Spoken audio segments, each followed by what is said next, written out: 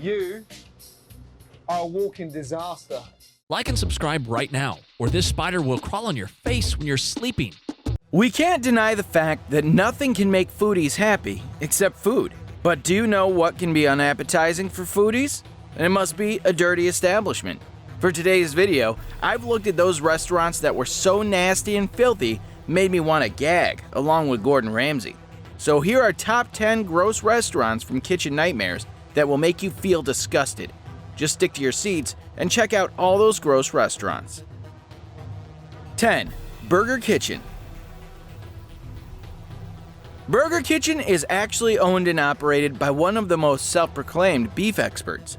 Well, for using the owner's son's inheritance, it was actually partially paid, and there's a twist, without the son's knowledge. It seems like the restaurant was built on the foundation of familial fraud, but nothing like a business built on that foundation. If you ask me, Burger Kitchen is actually a joint and their specialty is burgers, as you can easily predict from its name.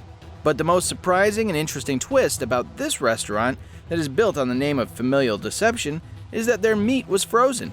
Well, apparently that's not very good despite being labeled Wagyu.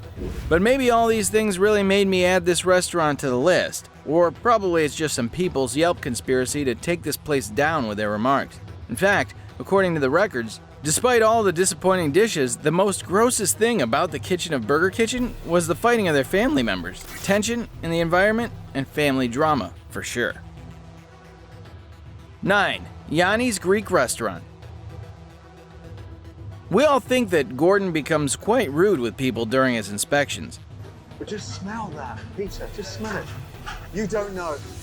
I need you, and you, outside. But if you ask me, he does his best at his job to thoroughly inspect the kitchen because people's lives are at stake. So this next entry is about the Yannis, and while during the inspection of their kitchen, Gordon managed to find out the most disgusting things that never cease to astound. As we all know that professional chefs and restaurant owners always prioritize the health of their visitors and they focus on the concept of food safety. But let me clear you that, alas, that's not true because it doesn't always be the case in most places.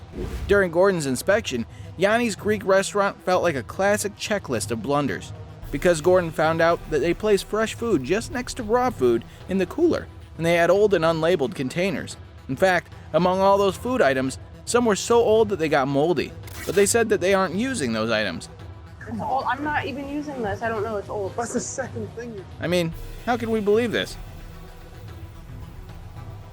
8. Down City. Well, to your knowledge, in all the show's 7 seasons, it proved to be one of the epic showdowns. When Gordon went there to inspect their kitchen, he confronted the owner of the place over the condition of their kitchen and cooler. And as we are accustomed to seeing on the show, the owner didn't take it very well. The Kitchen Nightmares crew stated, "Do these people even watch the show?" Because they weren't mentally prepared for criticism as they were supposed to. Look at cheese or something, but what is that there? What is that? What, you lost the words? The place is a filth. Actually, at Down City, not only was their kitchen cramped, but the whole place was a hell of a mess.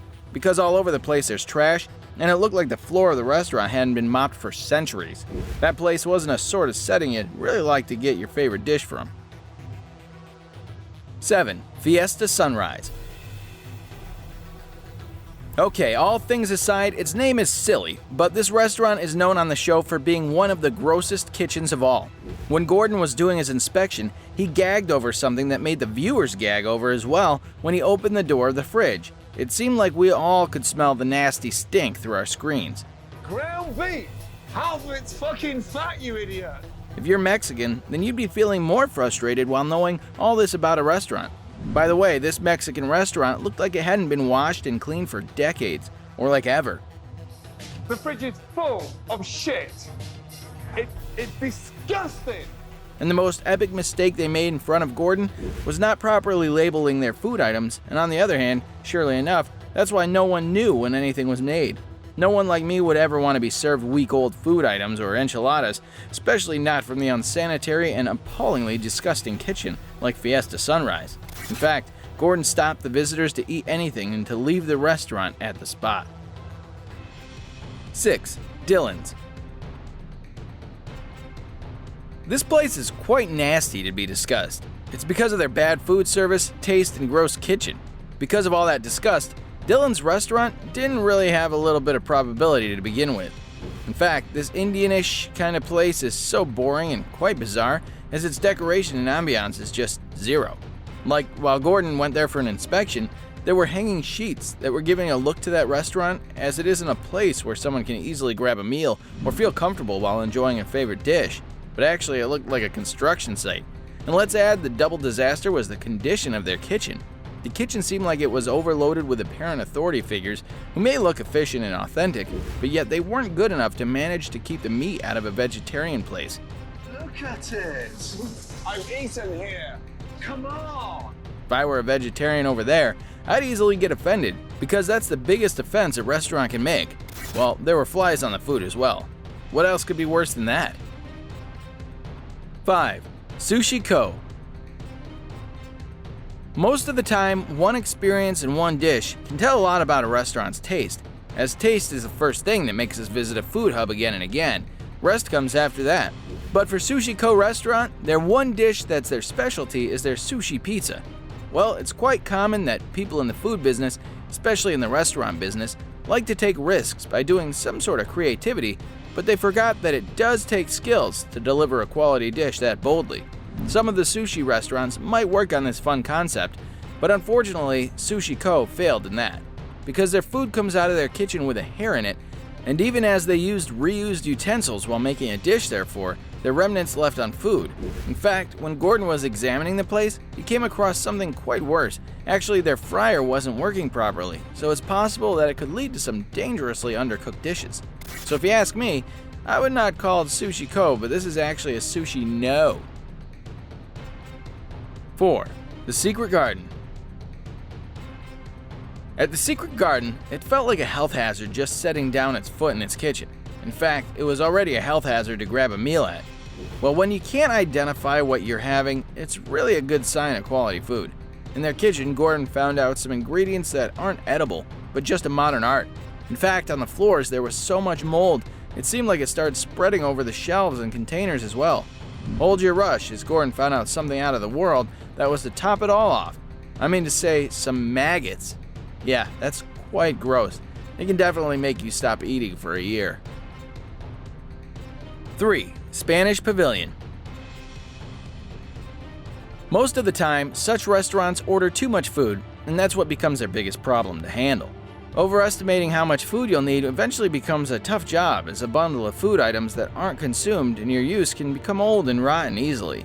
Not only this, Gordon even found bags and bags with no labels, and something even worse, all of them were freezer-burnt seafood items.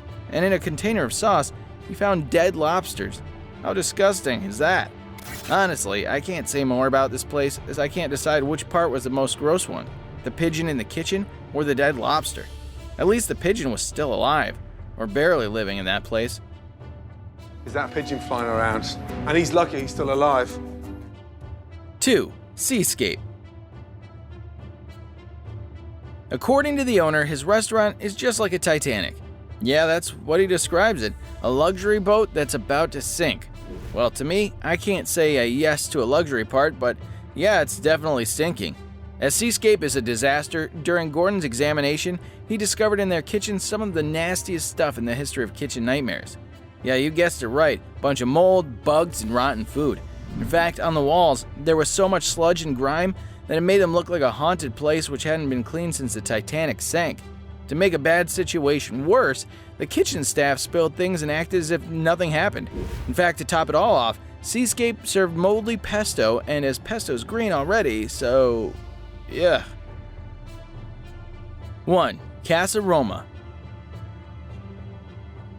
At the start of the episode, Gordon had to wait a long time to finish his food item while testing its taste, but when he went behind the scenes, he was wishing he'd never tasted it at first. Their fridge was so nasty, it made Gordon throw up. And just like other classic worst restaurants, Casa Roma placed their food without labeling it, and the items were moldy and rancid. Even some items were so in a bad state that it stuck to Gordon's hand. It was hands sticking good, except for ribs sticking good. So it was clear that the chef never cared for people's health, so for me, it was quite a relief when he got fired. Thanks for watching.